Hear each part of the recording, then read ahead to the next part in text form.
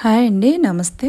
మనం బట్టలు ఎంత నీట్గా సర్దుకున్నా కూడా తీసేటప్పుడు ఇలా కింద పడిపోయి ఫోల్డింగ్స్ అన్నీ ఊడిపోతూ ఉంటాయి. అలా ఊడిపోకుండా ఉండడానికి ఈ చిన్న టిప్స్ కనుక మనం పాటించామంటే ఎన్ని శారీస్ అయినా నీట్గా సర్దుకోవచ్చు.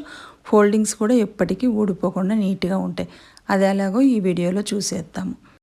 వీడియో కనుక నచ్చినట్టయితే లైక్ చేసి, షేర్ చేసి, సబ్స్క్రైబ్ చేయడం మాత్రం మర్చిపోవద్దండి. మనం శారీని ఫోల్డ్ చేసేటప్పుడు ఇలాగ 4 లేయర్స్తో ఫోల్డ్ చేస్తాం కదండి. ఫస్ట్ ఇలా తీసుకొని మనం శారీని అదేవిధంగా 4 లేయర్స్తో నేను ఇలా ఫోల్డ్ చేశాను. ఇలా శారీని 4 లేయర్స్తో ఇలా పెట్టాను. ఇది చూడండి 4 ఉన్నాయి ఇటు సైడ్ వచ్చేసి. ఇప్పుడు ఈ శారీని వచ్చేసి మనము ఇలాగ కింద భాగంలో అంటే అటు సైడ్ బార్డర్ అయినా సరే, ఇటు సైడ్ బార్డర్ అయినా సరే ఒక పావు ఇంచు శారీలో ఉన్నటువంటి పావు వంతు భాగం ఇలా ఫోల్డ్ చేసుకోవాలి. తర్వాత ఆ చివర ఈ చివర పట్టుకొని మనము ఇటు సైడ్కి తిప్పుకోవాలి, రిటర్న్ తిప్పుకోవాలన్నమాట. ఇప్పుడు చూసారు కదా, ఇది ఇలా వచ్చిన తర్వాత మనం ఇది తీసుకొని వచ్చి అటు సైడ్ది ఇటు సైడ్కి కలపాలన్నమాట. అంటే మనం ఓపెనింగ్స్ అన్నీ లెఫ్ట్ సైడ్కి వచ్చేలాగా చూసుకోవాలి.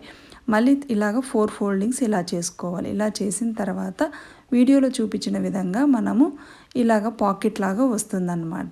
ఒక సైడ్ పాకెట్ లాగా వస్తుంది, ఒక సైడ్ ఓపెన్ ఉంటుంది. ఇంకా మిగిలిన పార్ట్ను శారీని ఇలాగ ఫోల్డ్ చేసేసామంటే నీట్గా ఇలా వస్తుంది. ఇది జనరల్గా పెట్టుకున్నట్టు ఉంటుంది.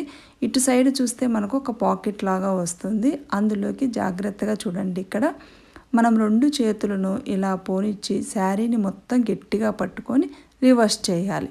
చూసారు కదా, ఈ చూడనీకి కొద్దిగా కష్టంగా ఉంటుంది కానీ చాలా ఈజీ అండి. మనం 1కి 2 సార్లు చూసామంటే నీట్గా వచ్చేస్తుంది.